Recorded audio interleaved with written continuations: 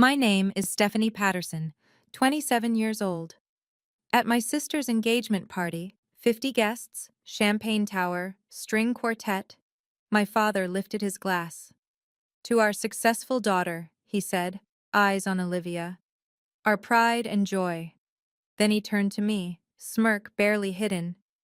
And you? Still in love with that poor farmer? I kept eating, silent. Because they didn't know the man beside me, the one they'd seated near the kitchen exit, the one they'd never bothered to ask about, had quietly shaped things they couldn't imagine. They didn't know what he'd built while they measured worth in law degrees and salary figures. And when my sister's future father-in-law stood up, face pale, and said, "Wait, that's you?" That's when 50 witnesses watched my parents' carefully constructed world shatter in real time. But I'm getting ahead of myself. Let me take you back to where this really started. The Patterson family has been practicing law for 3 generations, since 1952 to be exact. My grandfather opened the firm in Philadelphia with a single office and a rotary phone. My father expanded it to 15 attorneys and a corner suite downtown. The waiting room has framed photographs of every Patterson lawyer who's ever worn the family name like armor. My grandfather in his pinstripe suit, my father accepting his Harvard law diploma, my sister Olivia at her Penn Law graduation, beaming beside our parents. I'm not in any of those photographs, not because I didn't graduate, not because I disappeared, but because at 19, when I told my parents I wanted nursing school instead of law school, something shifted. My mother looked at my father across the dinner table that night, her pearl bracelet catching the light, and said, "Mitchell, what will you tell the Harrisons?" The Harrisons were family friends, lawyers, naturally. My father didn't look up from his briefcase. "I'll tell them Stephanie is exploring options." Exploring options. That was the phrase that followed me for 8 years. I remember the first family gathering after I graduated from nursing school. I was 23. My Uncle Raymond, a corporate attorney naturally, asked about the girls at Thanksgiving dinner. My father smiled, straightened his navy blue tie, the one he only wore when he wanted to make an impression, and launched into a 5-minute explanation of Olivia's position at the family firm, her cases, her trajectory toward junior partner. When Uncle Raymond turned to me, my father's smile tightened. "And you, Stephanie?" Raymond asked. "She's in healthcare," my father said quickly. Then he shifted topics to a merger case like I'd ceased to exist. I didn't say anything. What could I say? That I loved my work? That holding a patient's hand through their fear mattered more to me than billable hours? They'd already decided nursing wasn't a career, it was a phase. The real pattern, though, showed itself in smaller ways. Last Thanksgiving, 2024, my mother set the table with her usual precision. Olivia's place was directly across from my father, the seat of honor. Linen napkin folded into a swan. Mine was at the corner near the kitchen door. Paper napkin. During dinner, my mother asked Olivia about the Henderson case, her eyes bright with genuine interest. "Darling, tell us how you handled the cross-examination." Olivia talked for 15 minutes. My parents listened like she was delivering a TED Talk. Then my mother looked at me. "Stephanie, could you pass the salt?" That was it. That was my conversational contribution that night. After dinner, I stood in the kitchen washing dishes, alone, as usual, and heard my mother's voice drift from the living room. "You really make us proud, sweetheart," she told Olivia. "You know that, don't you?" I turned off the water, stood there with soap suds dripping from my hands, waiting to hear if she'd say my name next. She didn't. But the moment that crystallized everything, the moment I realized they weren't just disappointed, they were ashamed, happened 8 months ago. I won an award. Nurse of the Year at Philadelphia General. They gave it to one nurse annually out of 320 staff members. I'd worked 60-hour weeks, 12-hour night shifts, held the hands of dying patients, advocated for families who had no one else. The ceremony was on a Thursday evening. 1 hour. I sent the invitation to the family group chat 3 weeks in advance. My father replied, "Stephanie, I have obligations that night. You understand." The next day, he attended a law firm gala where Olivia gave a 10-minute speech on pro bono work. I saw the photos on his Facebook, him in his tuxedo, beaming beside my sister. At my ceremony, I stood on stage alone, held my plaque, looked out at the audience and saw the empty seats I'd saved. I took a photo with the award afterward and sent it to the family chat. No one responded. Not that night, not the next day, not ever. I kept that invitation on my refrigerator for 3 weeks. Cream-colored cardstock with gold lettering. Please join us in honoring Stephanie Patterson. Every time I opened the fridge for milk or leftover pasta, I saw it. A reminder that even my accomplishments weren't worth their time. So when people ask me why I didn't tell my parents more about Daniel, why I kept him separate from that world, the answer is simple. They never asked. And even if they had, I'm not sure they would have listened. Have you ever felt invisible in your own family? Not because you did something wrong, but because you chose something different? Drop a comment if you know what that's like. Because what happened next made me realize I wasn't alone in that feeling. My sister, Olivia, is 30 years old. She's beautiful, brilliant, works 80-hour weeks at the Patterson firm, and earns $158,000 a year as a criminal defense attorney. She drives a BMW, wears Armani suits, and can argue a motion to suppress evidence in her sleep. She also lives in a cage. I don't mean that cruelly, I mean it factually. Every decision Olivia makes gets filtered through a single question. What would Dad say? I remember sitting with her at a coffee shop last spring. She was debating whether to accept a junior partner offer. "Do you think I should take it?" she asked, stirring her latte with mechanical precision. "What do you want?" I asked. She looked at me like I'd asked her to solve a calculus problem in ancient Greek. I I don't know. What would Dad say?" "I'm not asking Dad. I'm asking you." She set down her spoon, stared into her coffee. "I guess I'd have to ask him." That's when I realized Olivia had never been allowed to want something just because it made her happy. Every achievement, every choice, every milestone had been measured against the Patterson legacy. She was successful, yes, but she'd never been free. Me?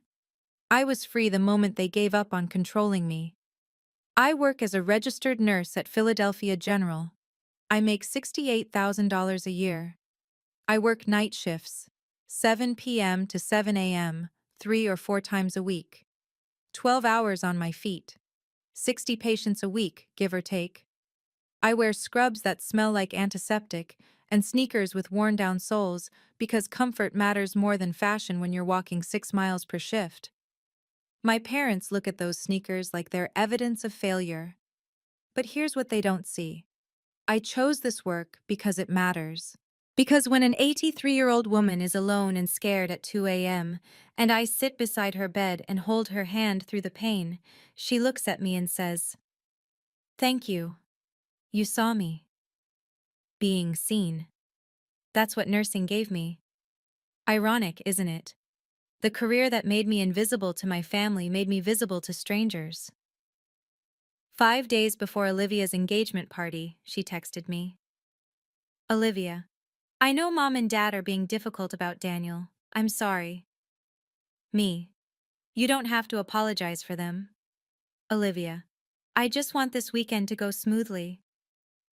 I stared at that message for a long time. What she really meant was, please don't make waves. Please don't make them uncomfortable. Please just stay small and quiet so I can have my perfect party. Me. "I wasn't planning to." Olivia. "Thanks, love you." Love you, she meant it, I knew she did. But love without action is just a word. And Olivia had never once stood up for me when it mattered. So no, I wasn't angry at my sister. I was sad for her, because she was so busy being the daughter they wanted that she'd forgotten to figure out who she actually was. And the worst part? I used to be jealous of her. Used to wish I could be the one they bragged about, the one they introduced first, the one whose accomplishments made them light up. But sitting there reading her text, "Love you," I realized something. I didn't want their pride anymore. I just wanted them to see me as enough. Not as a lawyer, not as a failure, just as Stephanie. But that's not how this story was going to go. I met Daniel Shaw 18 months ago at the Wayne County Farmers Market. It was a Saturday morning in late summer. I'd gone to buy tomatoes and fresh bread, and I ended up standing in front of his booth for 20 minutes talking about the purpose of work. He sold organic beef from his family farm, 150 acres in rural Pennsylvania, 4 generations of Shaws raising cattle on the same land. His hands were calloused. His flannel shirt had a small tear near the collar. He smiled when he talked to customers, especially the elderly women who asked about his grandfather's grass-feeding techniques. "Most people ask what I do for money," he said that first day, handing me a package of ground beef wrapped in brown paper. "You asked what I do that matters. That's rare." I looked at the wooden table he stood behind. Simple. Worn. A small painted sign read, "Shaw Family Farm. Established 1924. "I'm a nurse," I said. "I get asked about my salary a lot too. Like that's the only thing that defines the job." He nodded, smiled. "You get it then." We exchanged numbers, started texting, had our first real date 2 weeks later at a diner that served pancakes the size of dinner plates. He told me about the farm, about choosing to come back after college instead of taking a corporate job in Pittsburgh, about how his grandfather taught him that legacy isn't about money. It's about what you leave behind for people who come after you. I told him about my family, about the law firm dynasty, about feeling like a disappointment because I'd chosen nursing over courtrooms. Daniel listened without interrupting. When I finished, he said something I've never forgotten. "You don't have to explain them to me. I know what it's like to be measured by the wrong scale." I wanted to ask what he meant. Who had measured him? But he shifted the conversation, and I let it go. Some people carry quiet pain, and you don't push. Over the next 18 months, I learned a few things about Daniel Shaw. He was humble in a way that felt almost deliberate. He didn't talk about money, didn't name drop, didn't show off.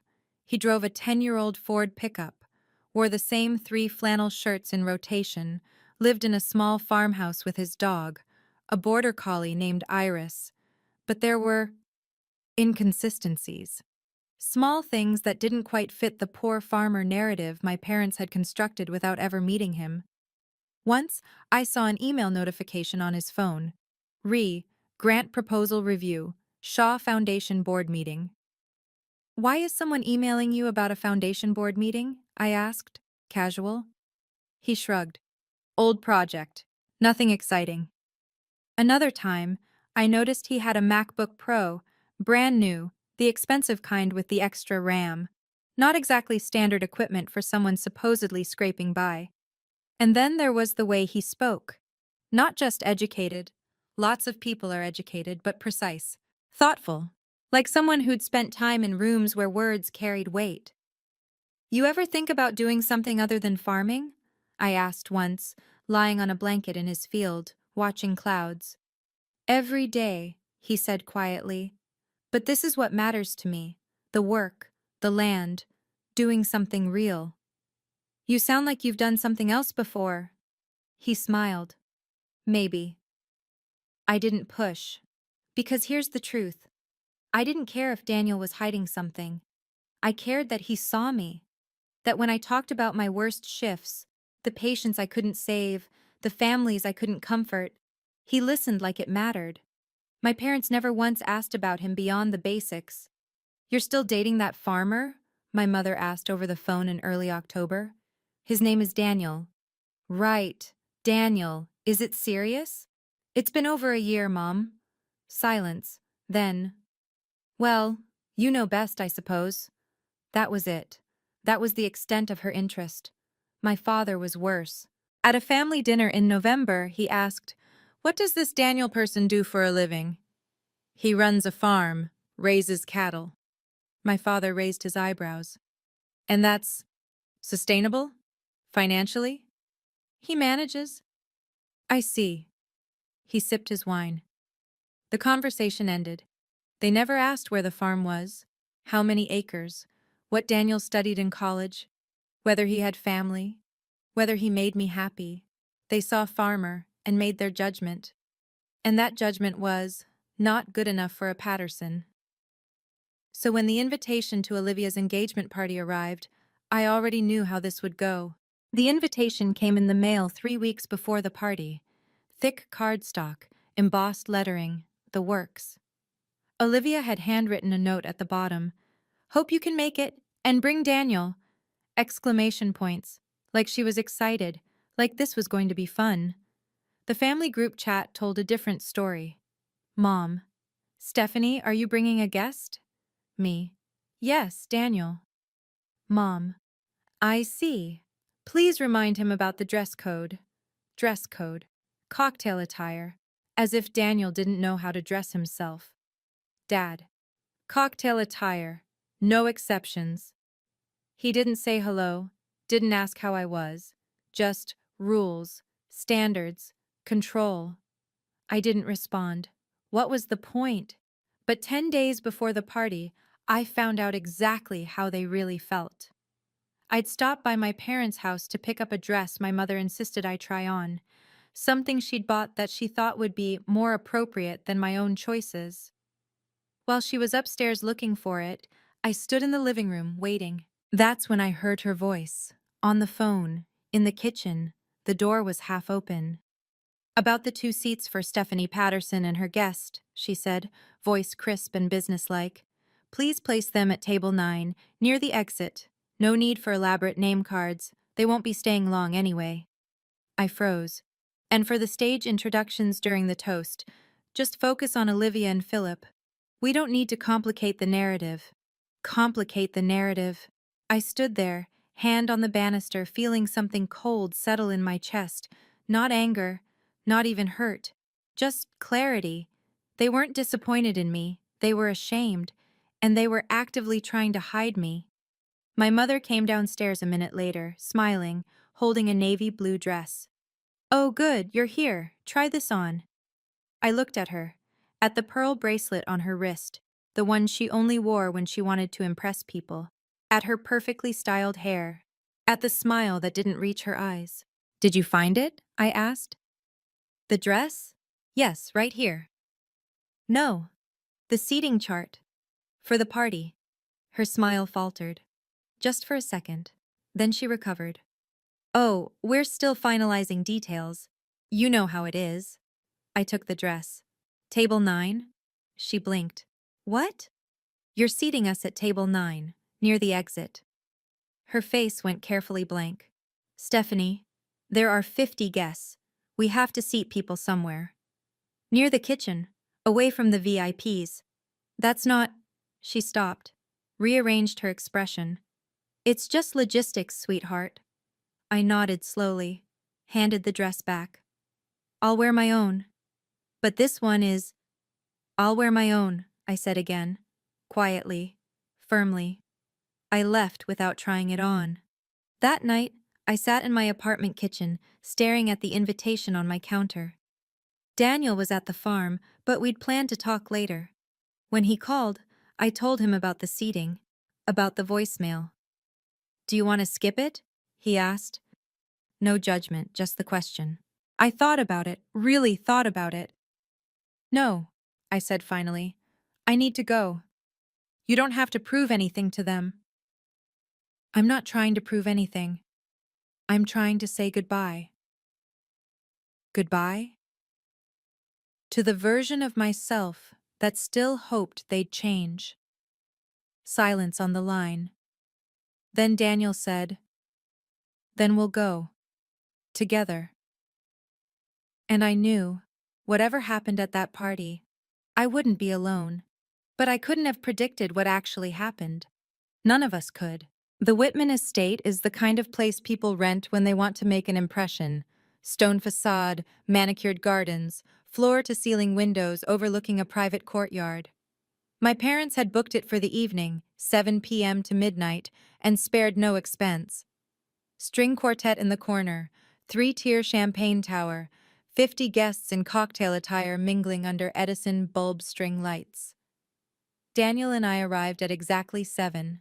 He wore a clean white button-down and dark slacks. I wore a simple navy dress, the one my mother had said was fine, with a tone that meant it wasn't. My parents stood near the entrance, greeting guests. My mother in a champagne-colored gown, pearl bracelet glinting. My father in a tailored suit, posture perfect. When they saw me, my mother's smile tightened. "Oh, you're here." Not, "I'm glad you're here," not, "You look nice." Just, "You're here." She looked at Daniel.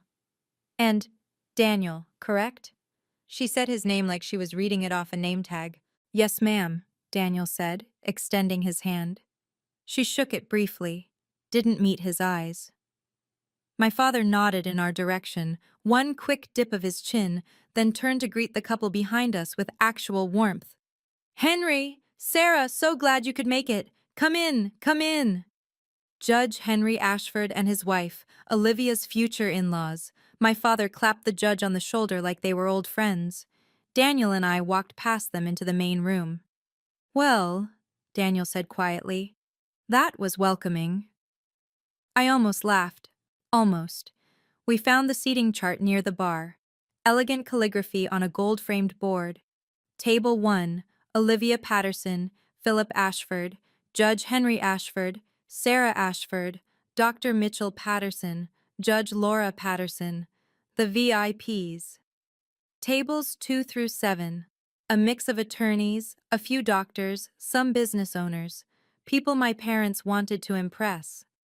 Table 8, distant relatives who'd flown in from Ohio. Table 9, Stephanie Patterson, Daniel Shaw, and 2 other couples I vaguely recognized as Olivia's college friends she hadn't spoken to in years. "Near the exit," I murmured. Daniel read the chart.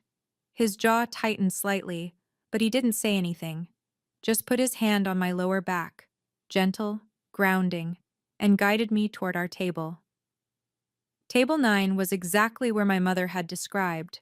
Far right corner, closest to the kitchen doors, near the hallway that led to the bathrooms and the back exit. No floral centerpiece like tables 1 through 7. Just a small candle and some greenery. Our name cards were simple white cardstock. At table 1, the name cards had gold trim and little calligraphy flourishes. We sat down. Daniel pulled out my chair. The 2 other couples at our table glanced at us, smiled politely, then went back to their conversations. From where I sat, I could see table 1 clearly. My parents, laughing with Judge Ashford. Olivia and Philip, holding hands, glowing. My mother leaned in to say something to Sarah Ashford, and they both laughed, the kind of laugh that means someone feels included. I looked down at my empty plate. "You okay?" Daniel asked quietly. "Yeah." "You don't look okay." "I'm fine," I said. And then, because he deserved honesty, I knew it would be like this, but knowing and seeing are different. He reached under the table, took my hand, squeezed once. Across the room, 2 men in suits, attorneys, based on their conversation volume, stood near table 7. One of them glanced toward us, then leaned toward his companion. I couldn't hear the words, but I saw his lips move. "That's the younger daughter?" The other man looked, shrugged. "I thought there was only Olivia." "No, there's 2. She's different path, you know." "What does she do?" "Nurse, I think, and dating a farmer." A pause, then a chuckle. "Well, every family has one, I suppose." They turned away, sipping their champagne like they hadn't just summarized my entire existence in 4 sentences. Daniel's hand tightened on mine. He'd heard it too. "Ignore them," I whispered. "I'm not the one they're dismissing." "I've had practice." The lights dimmed slightly. The string quartet finished their song. A man in a tuxedo, the MC my parents had hired, stepped up to a microphone near table 1. "Good evening, everyone," he said, voice smooth and practiced. "If you'll please take your seats, we're about to begin." 50 people settled into their chairs. The room quieted. And that's when I saw it. Judge Henry Ashford, seated at table 1, glanced across the room. His eyes swept past tables 2, 3, 4, and stopped at table 9. At Daniel. The judge's expression shifted. Just slightly. A small furrow between his brows. Like he was trying to place a face he recognized but couldn't quite remember where from. Daniel noticed. I saw him notice. He kept his face neutral, but his posture straightened slightly. Judge Ashford stared for another second, then turned back to his wife, murmured something I couldn't hear. But he kept glancing back. 3 times in the next 2 minutes. Do you know him? I whispered to Daniel. We've met, Daniel said quietly. When? A while ago. Before I could ask more, the MC spoke again. And now, to introduce the families of our guests of honor, please welcome Dr. Mitchell Patterson and Judge Laura Patterson, parents of the bride. Applause. My parents stood, waving graciously. The MC continued. Dr. Patterson is a renowned attorney here in Philadelphia, and Judge Patterson serves on the regional court. Together, they've built a legacy of excellence in law. More applause. And now, the MC said, let's meet the woman of the hour, Olivia Patterson, brilliant defense attorney and the pride of the Patterson family. The pride. Singular. The MC didn't mention me. Olivia stood, blushing, as people clapped. Philip kissed her cheek. And her fiancé, Philip Ashford, a rising star in the U.S. Attorney's Office. More applause. The MC gestured toward Judge Ashford. And of course, Philip's father, the Honorable Judge Henry Ashford, whose career in federal court speaks for itself. Standing ovation for the judge. He smiled, humble, waved it away. The MC wrapped up. What a remarkable gathering of accomplished individuals. Now, Dr. Patterson has a few words. My father stood, straightened his tie, picked up his champagne glass, and 50 people turned to listen. My father has always known how to command a room. It's a skill honed over 30 years of closing arguments and client dinners. He stood at table 1, glass raised, smile warm and genuine as he looked at Olivia. First, he began, I want to thank everyone for being here tonight. 50 of our closest friends and family, gathered to celebrate a truly special occasion. He paused. Let the room settle into attentive silence. Today, I stand here as a father, he continued, and if you'd asked me 30 years ago what I hoped for my children, I would have said, I hope they understand what it means to build something meaningful, to honor a legacy, to contribute to something greater than themselves. He looked at Olivia. His voice softened. Olivia has always understood that. From the day she chose law school, to the day she joined our firm, to today, watching her commit to a man who shares those same values, I have never been more proud.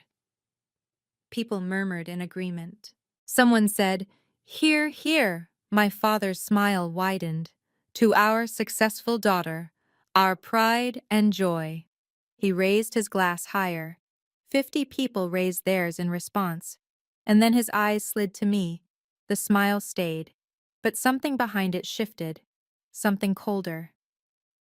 I also want to acknowledge, he said slowly, that every family is different. Every child chooses their own path. The room went quieter. People sensed the shift in tone. My younger daughter, Stephanie, he continued, gesturing vaguely in my direction, chose a different path. She's a nurse, a respectable profession, certainly. A pause, just long enough to let the word respectable hang in the air like a participation trophy. She works hard. I'm sure she finds it fulfilling. Another pause. Someone coughed. The sound echoed. My father's smirk was so subtle that if you weren't looking for it, you'd miss it. But I saw it. Olivia saw it. And from the way Daniel's hand tightened on his fork, he saw it too. And Stephanie is in a relationship, my father added, his tone shifting into something almost amused. With a farmer, if I'm not mistaken. A few people chuckled, polite, nervous. And you, Stephanie? He said, looking directly at me now. Still in love with that poor farmer? The question landed like a slap. 50 people turned to look at me. I didn't move, didn't flinch, just kept my fork in my hand, my face carefully neutral. My father didn't wait for an answer. He turned back to the room, raising his glass higher. I've learned over the years, he said, voice smooth again, that some paths lead to success. He paused, let the word hang. And some paths lead to personal contentment. He smiled. At me. The kind of smile that's meant to look kind but feels like pity. Today we celebrate the path of success. To Olivia, our legacy in action, our pride and joy. 50 glasses raised, 50 people toasted. My sister's face was red, not from happiness, from shame. Philip looked uncomfortable, shifting in his seat. But my parents? They looked satisfied. The room erupted in applause. People stood, clinked glasses. My father sat down, accepting handshakes and pats on the back. And I sat at table 9, staring at my untouched salmon, feeling 50 pairs of eyes on me. One tear started to form. I blinked it away before it could fall. Daniel leaned close. We can leave. No. Stephanie, I'm fine. I wasn't fine, but I wasn't going to give them the satisfaction of seeing me break. I cut a piece of salmon, put it in my mouth, chewed, swallowed. Across the room, someone laughed. The conversation resumed. The moment passed, except it didn't, because Daniel set down his napkin and stood up. The table beside us went quiet first, then the one beside that. A ripple of silence spreading outward as people noticed the man at table 9, the poor farmer in the flannel shirt, standing in the middle of my father's toast. My father looked over, frowning. Is there a problem? Daniel didn't answer right away. He just stood there, hands at his sides, calm and steady. And then Judge Henry Ashford's face went completely white. He stood up slowly, stared at Daniel like he'd seen a ghost. Wait, the judge said, voice barely above a whisper. Daniel Shaw? The room went dead silent. Is that you? Judge Ashford stepped away from table 1, walked toward us. Every eye in the room followed him. My father stood. Henry, is everything all right? The judge ignored him. He stopped 3 feet from our table, staring at Daniel like he was trying to solve an equation that didn't make sense. Daniel Shaw, the judge said again, louder this time. I didn't expect to see you here. Daniel gave a small, polite nod. Your Honor? Does the Foundation Board know you're attending public events again? Foundation, Board. The words hung in the air. My mother stood now, too. Henry, do you know this man? Judge Ashford turned to her slowly. His expression wasn't warm. Know him? Laura, this is Daniel Shaw, chairman of the Shaw Family Foundation. Silence. My father blinked. Chairman of what? The Shaw Family Foundation, Judge Ashford repeated, his voice taking on a tone usually reserved for explaining things to children. One of the largest charitable trusts in the Midwest, $1, $6 billion in assets, 60 education programs across 18 states. Someone gasped. I think it was one of the attorneys at table 7. Judge Ashford kept going. Daniel and I have worked together for 6 years. I co-founded the foundation with his grandfather back in 1998. My father's face had gone pale. I didn't know. No, the judge said flatly. You didn't ask. My mother looked at me, then at Daniel, then back at the judge. But he said he was a farmer. He is a farmer, Judge Ashford said. He runs the original Shaw family farm, 150 acres, been in his family for 4 generations. He looked at Daniel. But he's also one of the most principled men I know. Turned down 3 corporate board positions last year alone, because he wanted to focus on the Foundation's rural education initiatives. A woman at table 4, someone I vaguely recognized as a fellow attorney, spoke up. Shaw Foundation? They're the ones who funded the Rural Nursing Scholarship Program, aren't they? Judge Ashford nodded. Among other things. Last month, Daniel committed $12 million to expand that program. He believes nurses are the backbone of the healthcare system. He glanced at me. Seems he sees value where others don't. The room was so quiet I could hear my own heartbeat. My father finally found his voice. Daniel, we had no idea. Daniel looked at him, calm, unflinching. With respect, Dr. Patterson, he said quietly, I was never asked. In 18 months, no one in this family asked what I did, what I cared about, or who I was. You saw a farmer and decided that was all you needed to know. He paused. Let that sink in. That says more about how you measure people than it does about me. No one moved. Judge Ashford spoke again, his tone sharp now. Mitchell, 2 weeks ago, I invited Daniel to sit on the Federal Court Advisory Council. Do you know what he said? My father shook his head mutely. He said no. He told me he wanted to focus on the Foundation's new rural healthcare initiative instead. The man has turned down more prestigious positions than most people will ever be offered. The judge's expression hardened. And you, in front of 50 people, you humiliated your own daughter for dating him. My mother's hand went to her mouth. Olivia stood, tears streaming down her face. Stephanie, she said, voice breaking. I'm so sorry. Philip stood too. He looked at his father, then at my parents. I think, he said carefully, that we need to pause this evening. But Judge Ashford wasn't done. You want to know what Daniel and I were working on last month? He asked my father. We were reviewing grant applications for rural hospitals. You know what he told me? He said, the people doing the real work, the nurses, the aides, the staff no one sees, they deserve our support. They're the ones holding the system together. He looked at me. Stephanie, I believe your father just called your career personally fulfilling, like it was a consolation prize. I couldn't speak, couldn't move. Daniel stepped forward, addressed the room. I didn't come here tonight to make a scene, he said. His voice was calm, but it carried. I came here because Stephanie asked me to, because she's kind and loyal, even to people who don't see her. He turned to my parents. You spent 18 months measuring me without ever asking a single question. You decided I wasn't good enough based on my boots and my truck, and that's your loss.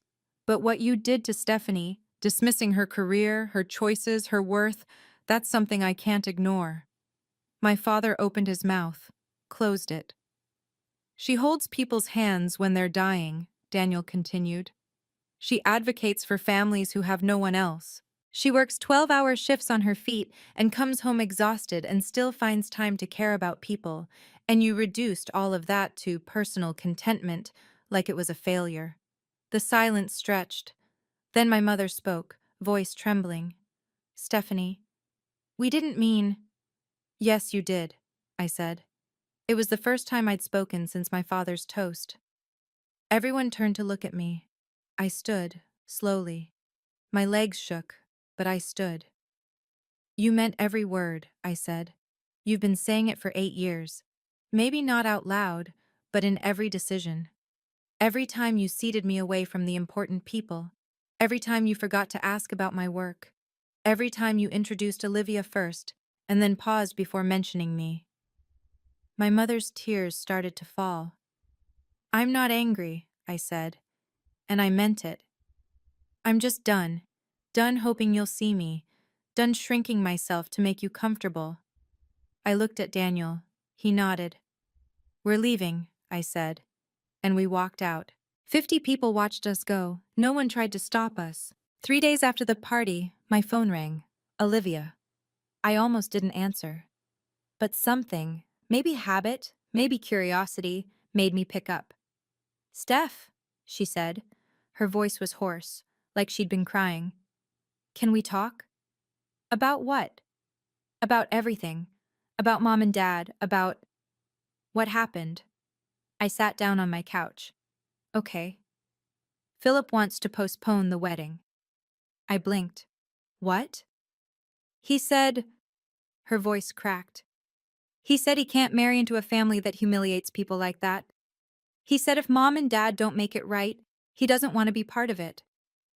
Olivia, his dad is furious, Steph. Judge Ashford called Dad yesterday and told him he's withdrawing from the legal advisory board they're both on. He said he can't associate with someone who lacks basic human decency. I closed my eyes. And that's not all, Olivia continued. Two of Dad's clients pulled their contracts. They said, God, Steph, they said they can't trust a man who treats his own daughter like that. How much? How much what? How much did he lose? Olivia was quiet for a moment. About $1.2 million a year in retainer fees. I let out a long breath. Mom's not doing any better, Olivia added. Two of the judges she works with have been distant. She got uninvited from the Women's Legal Society luncheon next month. I didn't ask for any of this. I know, but it's happening anyway. Because what they did was wrong, and people saw it. I didn't know what to say. Steph, Olivia said softly, I should have stood up for you. A long time ago. I'm sorry. You're sorry now because there are consequences. No. I mean, yes, but not just because of that. I'm sorry because you were right. They've been awful to you. And I let it happen because it was easier than fighting them. I heard the truth in her voice, the regret. What do you want me to do, Olivia? I want you to let them apologize. Do they want to apologize, or do they want to fix their reputation? Silence. That's what I thought, I said. They're scared, Steph. They've lost clients, lost respect. Dad sits in his office every night staring at his phone like he's waiting for more bad news. Mom cries in the bathroom when she thinks no one's listening. And you want me to feel bad for them? No. I want you to give them a chance to make it right. I thought about that. About whether people who'd spent 8 years dismissing me deserved a chance. If they want to talk, I said finally, they can call me, but I'm not going to make this easy. And I'm not going to pretend everything's fine just to make them comfortable. Okay, Olivia whispered. Okay. We hung up. 2 days later, my mother called. Stephanie, she said. No preamble. Can you come to the house? Your father and we need to talk to you. About what? About everything. About what happened. About us. I paused. Do you want to talk because you understand what you did wrong, or because you're facing consequences? The silence on the other end of the line stretched for 10 seconds. Then my mother said, Both. I'm not going to lie to you. We're facing consequences. But your father and we've been talking. Really talking. And we realize we've failed you. You think? I know this doesn't fix anything, but please, come over. Let us try. I looked at Daniel, who was sitting across from me at my kitchen table. He raised his eyebrows. Your call. I'll come, I said. But this time, I speak. And you listen. Okay, my mother said. Okay. I drove to my parents' house on a Tuesday evening. Daniel offered to come, but I told him this was something I needed to do alone. The house looked the same as always. Brick facade, manicured lawn, the kind of place that screams successful family lives here.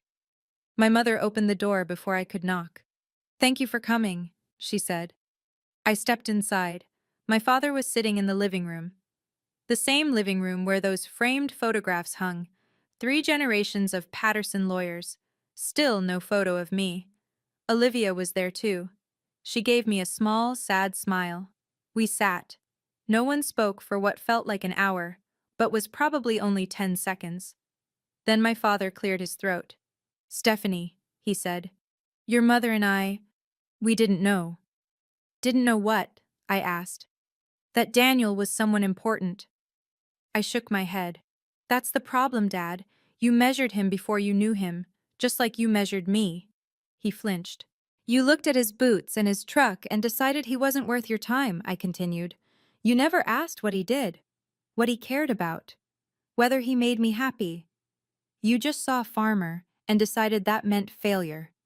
My mother wiped her eyes. You're right. I know I'm right. I've known for 8 years. We thought. My father stopped. Started again. I thought if I pushed you hard enough, you'd become the version of yourself I'd imagined. A lawyer. Successful. Part of the legacy. But I'm not a lawyer. No, you're not. He looked at me. Really looked at me. And I'm sorry. The words hung in the air. Are you sorry because you lost clients? I asked. Or because you hurt me? Both, he said quietly. I can't separate the two. I'm sorry for both. I nodded. Here's what's going to happen. If you want to fix this, we're doing family therapy. 8 weeks, 1 session a week. And in the first session, I'm going to talk about 27 years of feeling invisible. About every time you chose Olivia over me. Every time you dismissed my work. Every time you made me feel like I wasn't enough. My mother's face crumpled. And you're going to listen, I said. No interruptions, no defenses. No, but we didn't mean it that way. Just listen. My father nodded. Okay. And if you can't commit to that, if you can't sit in a room and hear how much you hurt me, then we're done. I'll be polite at family events, I'll send birthday cards, but that's it. We'll do it, my mother said quickly. We'll do whatever it takes. I looked at Olivia. She was crying silently. And you, I said to her, you need to figure out who you are outside of their expectations, because you've spent 30 years being the perfect daughter, and I'm not sure you even know what you actually want. She nodded. I know. I stood up. I'll see you next week. The therapist's name is Dr. Brennan. I already booked the first session. I walked to the door. Stephanie, my father called. I turned. I'm proud of you, he said. I should have said that a long time ago, but I'm saying it now. I'm proud of you. I didn't respond, just nodded, and left. Daniel was waiting in his truck outside. When I got in, he asked, How do you feel? Free, I said. For the first time in my life, I feel free. He smiled, started the engine. As we drove away, I looked back at the house one more time, and I realized something. I didn't need them to see my worth anymore, because I finally saw it myself. So here's what I learned from all of this. Worth isn't measured in salary, it's not measured in job titles or law degrees or how many people know your name. It's measured in how you treat people when no one's watching. Daniel taught me that. He'd built a life of meaning, quietly, humbly, while my parents were busy measuring success in dollar signs and prestige. And me? I spent 8 years trying to earn love from people who'd made up their minds about me before I'd even had a chance. But I'm done with that now. My parents and I are in therapy. Some weeks are hard. Some weeks we make progress. I don't know if we'll ever have the relationship I once wanted, but I've learned that wanting something doesn't mean I'm owed it. Olivia postponed her wedding, not canceled, postponed. She and Philip are working through what it means to build a marriage with a foundation of honesty instead of appearances. And Daniel? He's still Daniel, still farming, still running the foundation, still refusing to let wealth define him. We're still together. 18 months turned into 2 years, maybe more. He asked me the other day, Do you regret going to that party? I thought about it. About the humiliation, the toast, the moment everything fell apart in front of 50 people. No, I said. Because it forced the truth into the open. And sometimes that's the only way things can change. If you've ever felt invisible in your own family, if you've ever been measured by the wrong scale, I want you to know something. You're not alone, and your worth isn't up for debate. It just is. Thanks for listening to my story. If it resonated with you, I'd love to hear your thoughts in the comments. And if you want to hear what happened at our first therapy session, because trust me, it was intense, stick around for the next one. Until then, remember, the people who truly see you don't need convincing, they just see.